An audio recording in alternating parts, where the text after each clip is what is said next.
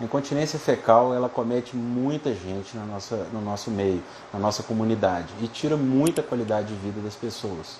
E por mais que seja um acontecimento frequente, principalmente nas mulheres, ela tem muito ainda um tabu sobre falar sobre isso. E muita gente fica em casa sofrendo e cada vez mais se retraindo socialmente. Então hoje a gente vai botar isso para discussão. Eu quero que vocês participem com a gente. O que quiserem discutir, nós vamos ter hoje uma super especialista, que é a doutora Kelly Buzzati.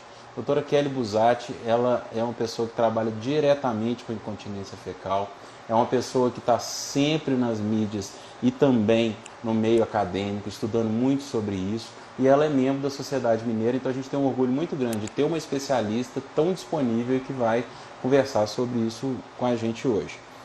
A incontinência fecal, ela é um assunto que principalmente a gente tem que discutir no idoso. O idoso, ele tem uma incidência maior de incontinência, ele tem uma maior dificuldade em identificar os fatores de risco que vão gerar a incontinência nele. E com isso, muitas vezes eles ficam passando mal em casa, retraídos, evitam sair, porque tem medo daquilo que vai acontecer, de se expor para o mundo e com isso ser retratado como uma pessoa que não está tendo as suas funções evacuatórias normais. Eu vou convidar a doutora Kelly aqui para entrar nesse papo com a gente, tá bom? Boa noite, Bruno. Tudo bem? Boa noite a todos, boa noite, Bruno. Muito obrigada pela apresentação. Acho que elogio de amigo não vale, né? Mas não, para você nunca elogio demais. Com vocês todos aqui, né, nessa noite. Acho que é uma excelente, né, já está consolidada essa iniciativa da Sociedade Mineira, né, de coloproctologia, com essas lives. Acho que na medida que a internet e as redes sociais se consolidam como meios de informação, às vezes é o local que o paciente tem a primeira, né, informação. Acho que é nossa responsabilidade como especialistas nós garantirmos informações de qualidade na internet, nas redes sociais. Então, acho que esse espaço da Sociedade Mineira é algo que veio para ficar e já é um sucesso, né? Muito bem. Eu fico muito feliz de você falar isso, porque hoje em dia a informação está vindo em muita abundância, né, por vias muito fáceis, e isso às vezes permite que informações de baixa qualidade ou sem referências científicas sejam disseminadas e até algumas informações que podem ser até danosas para os pacientes podem ser transmitidas, né? Eu acho que a gente tem que tomar muito cuidado com isso. E eu fiquei muito feliz de nossa primeira live de 2021 ser com você, que é uma especialista tão grande em incontinência. Eu acho que isso aí vai só engrandecer a nossa sociedade também. Eu queria dar início a essa conversa. Eu estava começando a falar aqui sobre as causas, o que é primeiro, né, incontinência fecal. Comecei a explicar que é a perda involuntária de fezes, mas vamos tentar aprofundar um pouquinho para a pessoa tentar saber quando é que ela deve saber que está tendo uma incontinência fecal verdadeira. Exatamente, Bruno. Então, assim, a incontinência ela é uma perda, né? A ausência do controle, né, das fezes. A gente só fala em incontinência nos indivíduos acima de 4 anos de idade, até porque a gente não espera que, né, uma criança com menos de 4 anos tenha continência, né? E os sintomas têm que durar pelo menos por um mês. Então, não é alguém que teve uma diarreia e teve um escape, uma perda fecal, que a gente vai falar que tem incontinência. Pode ter sido algo pontual, né? Na medida que as pessoas forem pesquisando sobre o assunto, vocês vão achar na internet 2 termos mais comuns, que é a incontinência fecal, que está mais consagrada, e a incontinência anal, que na verdade são sinônimos. Eu até gosto mais da incontinência anal, porque a incontinência não é apenas para fezes. Ela pode ser também para os gases, né, que a gente chama tecnicamente de flatos, e que pode ser até mais prevalente, né, até mais prevalente do que para fezes. Então, às vezes é naquele episódio de tosse, que o paciente tem um esforço físico, uma tosse, né, e que perde gás ou perde fezes sem querer. é algo que às vezes não é rotineiro, mas que começa a limitar a qualidade de vida das pessoas, né? Às vezes é alguém que deixa de fazer uma atividade física, pilates, academia por causa disso. Enfim, vai cerceando a qualidade de vida, né? Acaba causando uma retração social mesmo, né? A gente vê pacientes que chegam no consultório relatando que já não fazem mais praticamente nada fora de casa, ou pelo menos até ter a primeira descarga evacuatória, limpar o reto e ficarem com um pouco mais de segurança. E a gente tem pacientes até que se supertratam e utilizam medicações como o Imosec para poder segurar as fezes, para tentar diminuir um pouco e minimizar essa ansiedade de sair de casa, mas a gente tem que tentar melhorar com as melhores maneiras, com os melhores tratamentos para evitar um excesso de medicações ou medicações com indicações erradas, né? E me fala um pouquinho, assim, o que a gente pode tentar passar para o pessoal sobre as causas, né? A gente sabe que a incontinência fecal é mais comum na mulher, né? E com o passar dos anos também. Mas, assim, como é que a gente poderia estratificar isso para as pessoas entenderem? A incontinência acaba sendo mais prevalente tanto na mulher, né, principalmente na mulher idosa, até porque ao longo da vida é que a paciente vai acumulando aquelas, vamos dizer assim, agressões ao assoalho pélvico, né? E podem ser desde traumas, cirurgias que acometem músculo esfíncter anal, no caso de algum parto também, em que tenha, né, sido um parto mais traumático, com laceração, né? Às vezes na mulher jovem, logo no período pós-parto, essas, né, lesões musculares que podem acontecer, elas não, vamos dizer assim, entre aspas, fazem falta. Mas na medida que o tempo passa, com a menopausa, com a perda de massa muscular, isso começa a ter, né, um defeito funcional. Quando o esfíncter começa a ter um prejuízo na função, aí às vezes começa com algumas perdas, né, pontuais, sujando a roupa íntima. Tem paciente que não manifesta perda, mas tem urgência defecatória. O paciente chega para a gente no consultório e fala, olha, eu não chego a perder, mas eu tenho que correr para o banheiro. Quer dizer, às vezes a pessoa está numa festa, num lugar fora de casa, ela está sempre olhando onde tem um banheiro, ela tem sempre que estar preocupada com esse assunto, né? Agora, a constipação crônica também, na medida que você perguntar, mas constipação é meio que o contrário de incontinência, como que a constipação pode levar à incontinência?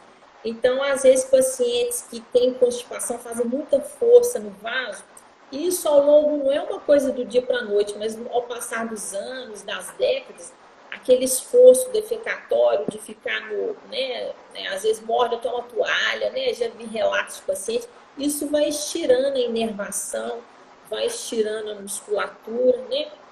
Então, assim, durante a vida, né, começar ali pelo período, né, ainda mais jovem do parto, principalmente a mulher, nós temos que cuidar do assoalho pélvico, né, cuidar da musculatura.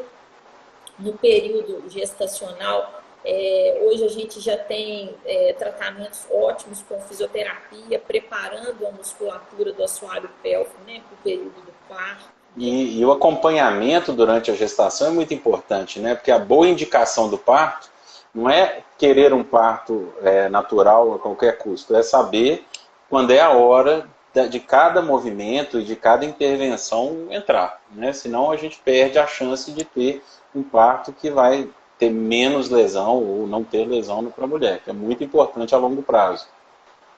E trabalhar a musculatura, porque músculo parado atrofia, né? Eu costumo falar para as minhas pacientes que essa musculatura do assoalho pélvico, ela na verdade ela é esquecida na mulher moderna, né? Então, se você está na sua casa sozinho, cai alguma coisa no chão, você não agacha, porque socialmente é feio agachar. Você chega numa recepção, você não agacha, você não tem uma cadeira, né? Então, a gente às vezes cai uma coisa no chão na casa da gente, está sozinho, a gente dobra a coluna. Então, né? A gente não trabalha essa musculatura. Então, a gente tem que lembrar que tem assoalho pélvico, né? Sempre que possível, fazer pilates, né? Nos casos específicos, tem fisioterapia né? Adequada para isso, né? E uma coisa que eu acho que é muito importante a gente passar para as pessoas é que a avaliação clínica, ela faz muita diferença. Né? A gente tem, primeiro, a perda fecal nem sempre é incontinência, igual você falou, que tem a questão da constipação. A gente tem pacientes que estão retendo fezes no reto e essas fezes começam a causar uma irritação da parede e vão ter um sintoma semelhante a uma diarreia com incontinência, que na verdade pode ser uma retenção fecal por fecaloma, né, ou por um bolo fecal exagerado. E também para a gente fazer diagnósticos de outras coisas que podem também se manifestar como se fosse uma incontinência. Né? Então, eu acho assim, tem especialista que olha isso, né, doutora Kelly? Isso mesmo, Bruno. E assim, isso não é raro, né, aparecer no nosso consultório. Eu vejo isso muito em criança. Às vezes a mãe chega, meu filho está incontinente. E a gente vai examinar, na verdade, a origem é a constipação, que é algo até prevalente, comum nas crianças. Aí você vai ver, na verdade, a criança tem um acúmulo fecal no reto, que a gente chama de fecaloma. Então, ele começa a defecar por transbordamento, né? É como se passasse fezes em volta ali das fezes endurecidas, né? Então, mas a mãe chega preocupada, meu filho desenvolveu incontinência. Aí você vai ver, na verdade, tem a constipação. Isso também pode acontecer no idoso, né? E isso reforça a necessidade de avaliação do especialista, né? É o caso da constipação. Às vezes tem paciente constipado que toma lactopurga, resolve, né? Toma um laxante. E isso, ao longo dos anos, esse esforço, ele vai agredindo o assoalho pélvico, vai estirando a musculatura, né? E com o tempo a gente vai perdendo função, né? Exatamente. E quais são os exames assim que normalmente você pede na sua rotina para um paciente? Só o básico, para as pessoas entenderem assim, perderem o medo. O exame clínico é essencial em todos os pacientes, né? Depois você colher uma história, você já consegue identificar fatores de risco. Na hora do exame, a gente consegue perceber cicatrizes, né? Outras lesões que podem estar no ânus, como hemorroidas e até tumores, né? Às vezes o paciente vem relatando para a gente que tem uma incontinência, aí você vai ver, é muco, é secreção, é fezes que vem de uma fístula anal, né? Então tudo começa no exame físico. Dependendo do caso, pode ser indicado uma colonoscopia, quando tem suspeita, né, de alguma doença um pouco mais alta no reto, que você não tenha, né, ou no cólon, que você não tem acesso ali no consultório, né? Vai depender do caso, né, Bruno? Mas assim, a maioria dos pacientes precisa de exame, na verdade, né? A gente tem a manometria, que mede a força do músculo esfíncter anal. Nós podemos fazer ultrassom para ver se o esfíncter, se o músculo está rompido, né? Então, assim, vai depender caso a caso mesmo, né? Excelente. E é muito importante essa questão do exame físico. Eu acho que, apesar de existir um certo tabu quanto ao exame físico na região anal, a gente talvez uma das ferramentas mais completas para a gente direcionar a avaliação de um paciente. Eu acho que um paciente que chega com incontinência, ele pode ter de todas as doenças do trato gastrointestinal e que a gente tem como identificar, às vezes, com o exame local ou o exame físico geral. Então, eu acho que isso é muito importante. A gente recebeu uma pergunta aqui, doutora Kelly. Quais cirurgias podem levar à incontinência? Cirurgias de reto, cirurgias anais? O que você acha que a gente pode ajudar o pessoal? Então, vou começar falando do reto, né? O que é o reto? O reto é um reservatório de fezes, né, gente? Então, como que uma cirurgia do reto poderia levar à incontinência? Nas cirurgias em que o paciente, por exemplo, tem que perder todo o reto, nas cirurgias de tumores, né, câncer do intestino, a gente tira o reto todo, então o paciente perde aquela função de reservatório. O que isso quer dizer? Todas as fezes que vão chegar depois, elas não vão ter como se acomodar ali. Então, o paciente tem uma tendência a querer defecar toda hora, né? E se ele não tem, né, um local para ir, né, um banheiro próximo, ele acaba perdendo. Então, as cirurgias em que o paciente perde o reto são exemplos, né, de que o paciente tem uma chance maior de ter incontinência. E a própria cirurgia do reto também mexe muito com a parte neurológica local, né? A inervação, e a gente pode perder também e ter síndromes até relacionadas a ela. E na parte anal?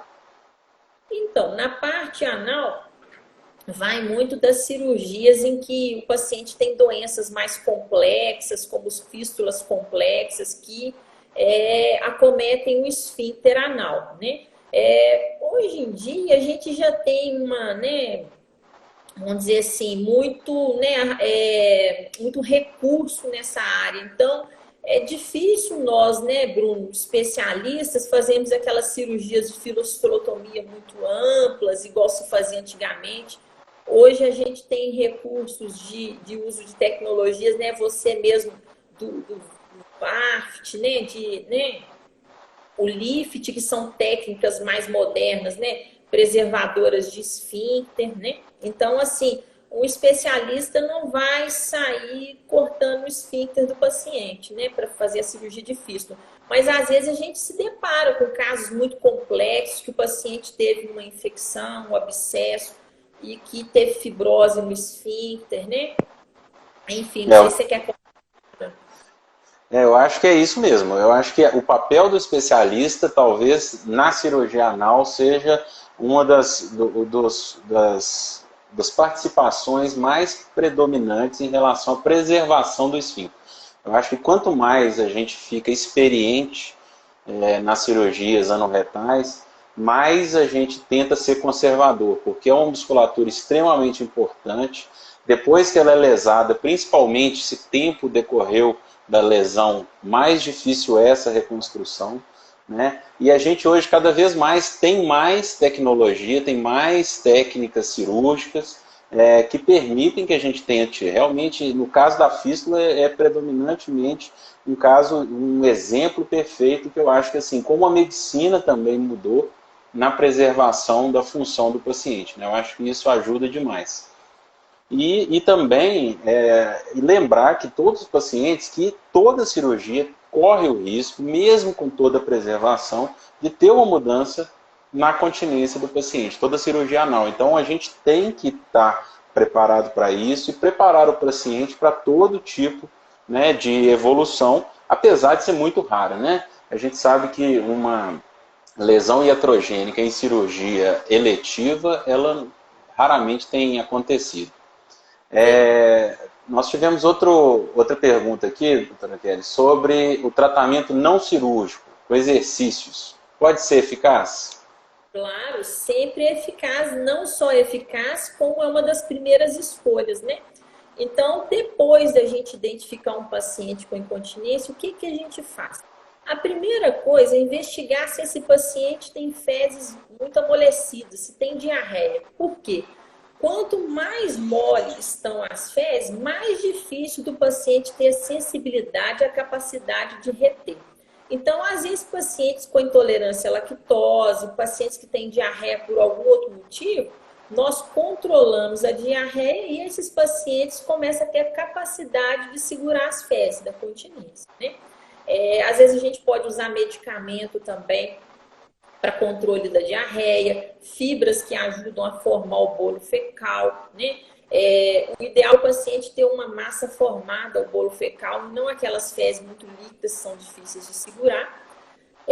Não deu certo com o tratamento clínico, medicamentoso ou dietético, a nossa opção, né, a próxima opção o tratamento com fisioterapia, que o termo mais adequado até não é fisioterapia, é reabilitação perineal. Né?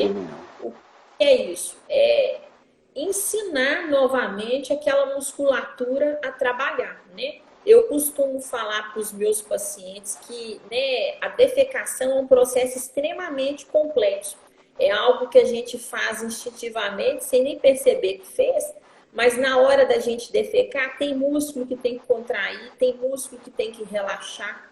Então, às vezes, alguma coisa que você está, né, de errado, que você está fazendo, isso, né, é suficiente para você não conseguir fazer a sua defecação completa, né? Às vezes, pacientes que não esvaziam bem o reto, isso é uma queixa bem comum, né, no nosso consultório. Nós chamamos de soiling, esses escapes, né, vem do inglês. O paciente não esvazia bem o reto e fica aquele restinho que depois escorre, né? Mas, assim, a fisioterapia, com certeza, inclusive no nosso tratamento multidisciplinar, as fisioterapeutas são nossas grandes parceiras, né? E a maioria dos casos para por aí, né? Ou com tratamento clínico medicamentoso ou dietético, ou na reabilitação perineal com a fisioterapia, né? A palavra chave que você falou foi a equipe multimodal, né? Assim, multidisciplinar. Eu acho que isso faz toda a diferença. A gente tem que ter um profissional que a gente confie, tem que ter um feedback entre nós, né? Porque a gente saber qual que é a resposta do paciente à fisioterapia faz diferença no nosso tratamento, né? E até para decisões posteriores, né, de outros tratamentos a serem associados. Mas eu acho que assim, a gente nunca deve esquecer que a gente tem que sempre tentar do mais simples para o mais complexo, para ter menos sofrimento para o paciente, né, e um resultado com menor esforço também para ser mantido por mais tempo. E sobre os tratamentos cirúrgicos? Já me perguntaram sobre a questão da neuroestimulação sacral, do esfíncter artificial, do preenchimento esfincteriano. O que a gente pode simplificar, mas tentar botar as opções aí na mesa para os pacientes? Então, Bruno, uma vez que a gente, né, já tentou o tratamento clínico, que você tem certeza que ele foi bem executado, que a fisioterapia foi feita com, né, uma profissional de confiança, não resolveu, a gente não pode deixar abandonar essa paciente. A gente tem que partir para outras coisas no intuito de, às vezes a gente não vai conseguir uma continência total, mas de melhorar a qualidade de vida da pessoa, né? Nos casos em que a gente tem uma lesão, né, do esfíncter, ou por ruptura, né, algum parto que foi mais traumático, pode ser indicada a reconstrução do esfíncter anal, que chama esfincteroplastia anal, né? Nessa cirurgia, a gente, né, faz uma dissecção no ânus, identifica as partes rompidas do músculo e tenta aproximar. É uma cirurgia que por muitas décadas foi o único tratamento cirúrgico, né, assim, que a gente tinha, né, Bruno? Então, ela tem bons resultados, né? Mas com o tempo foram vendo que somente a reconstrução do esfíncter, a longo prazo, poderia não ser um tratamento tão bom, porque a boa parte das pacientes iam perdendo função e piorando um pouquinho de novo, né? Os agentes de preenchimento, né? O que é isso? É como se fosse, né, uma injeção de um silicone ali no ânus, né? Para, vamos dizer assim, vedar melhor o ânus, né? Esses agentes de preenchimento são mais indicados para as pessoas que têm aquele tipo de escape que eu falei, que é o que escorre, né? É o soile, né? É um tratamento no nosso meio, até por ser, né, um pouco mais caro e disponível, mas é um bom recurso para esses pacientes que têm o soile, né? Que escorre. É aquela perda sem você perceber, né? Enfim. Então, reconstrução do esfíncter, né? A gente tem isso dos agentes de preenchimento para o sólido, né? Outro tratamento um pouco mais invasivo, né? Assim, mas que ainda vem antes da neuromodulação, da neuroestimulação, é a irrigação anal, né? O que é irrigação anal? É o paciente todo dia fazer uma lavagem, uma limpeza do reto. Com isso, o paciente limpa o reto de manhã, ele vai evitar de ter fezes ali próximas do ânus, né? Então, de ficar escorrendo durante o dia, de ter as perdas insensíveis.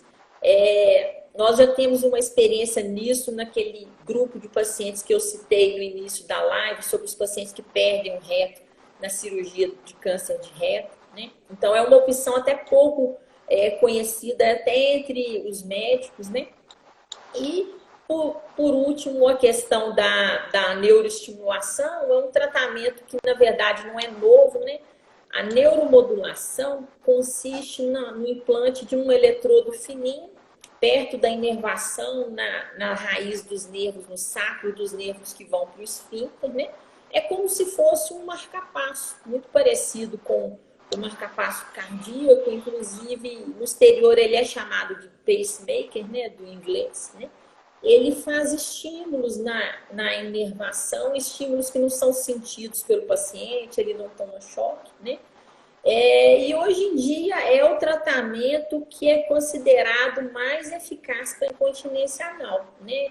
Ele atinge índices de sucesso entre 70% e 90%. A gente considera sucesso naquele paciente que perde, que melhora em pelo menos 50% as perdas fecais dele. Para ter essa avaliação, a gente pede para o paciente fazer um diário, né, sobre as perdas, Bruno. Então, falando assim nas últimas décadas, a neuromodulação foi o tratamento que revolucionou, né, o tratamento da incontinência.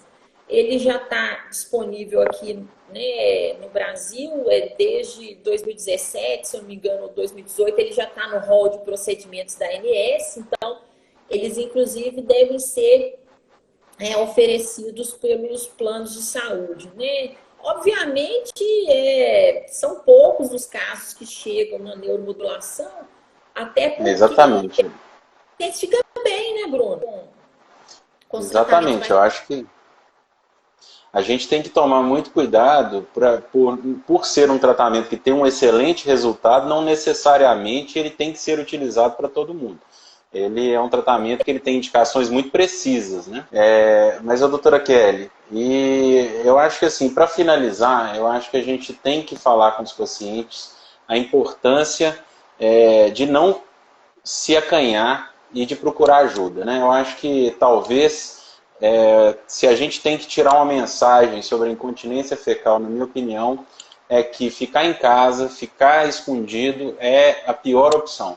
Que a gente pode até não conseguir curar todos os pacientes, mas a gente consegue melhorar a qualidade de vida de praticamente todos, né, de uma maneira ou de outra. Eu acho que isso, e até porque, igual a gente falou, existem sintomas que podem simular a incontinência e que não são incontinências verdadeiras e que a gente consegue resolver ou até diagnosticar problemas que não sejam relacionados ao esfíncter anal e ao reto, né?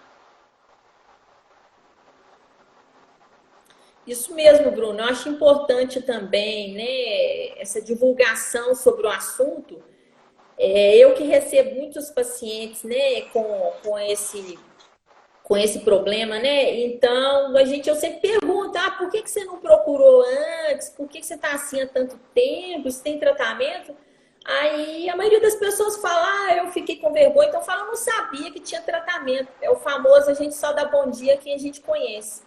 Então, é importante a gente divulgar que tem tratamento, que a maioria dos pacientes ficam bem. Se não é com o tratamento, é com o outro, e a gente vai assim até melhorar a qualidade de vida, né? Que é o grande objetivo, né? A pessoa poder sair, ter vida social, retornar suas atividades no trabalho, né? Vocês imaginam uma caixa de supermercado com incontinência anal? Eu já tive paciente que era caixa no banco, então assim, toda vez que a pessoa vai sair para ir no banheiro, tem que vir alguém para liberar, né? Então, dependendo da profissão, é algo assim que a gente tem que se colocar no lugar do outro, né? Para saber o que a pessoa passa, né? Excelente. Doutora Kelly, nosso tempo acabou. Eu acho assim, incontinência é um assunto fantástico. Tem espaço para a gente discutir cada um desses pequenos temas que a gente conversou individualmente. Mas a gente tem que encerrar pelo nosso tempo certinho da live, que começa na hora e termina na hora. Eu queria te agradecer demais, deixar suas últimas palavras aí para o pessoal. Muito obrigada, Bruna, a todos que escutaram. Eu estou sempre à disposição, né? Se deixar, eu fico aqui 2 horas falando sobre esse assunto, que é algo assim que eu vejo que eu gosto de falar e que também eu gosto de tratar, porque é algo que é muito assim, né, gratificante para a gente como médico, né, ajudar as pessoas, né. Estou sempre à disposição. Boa noite para todos. Bom demais. Gente, acompanha a gente no perfil. Nós vamos voltar com nossas lives semanais quinta-feira que vem, 7 horas da noite. Então contem com a gente sempre. Cada semana vai ser um tema mais interessante do que o outro. E vocês podem assistir novamente. Vai estar no nosso canal, tanto do IGTV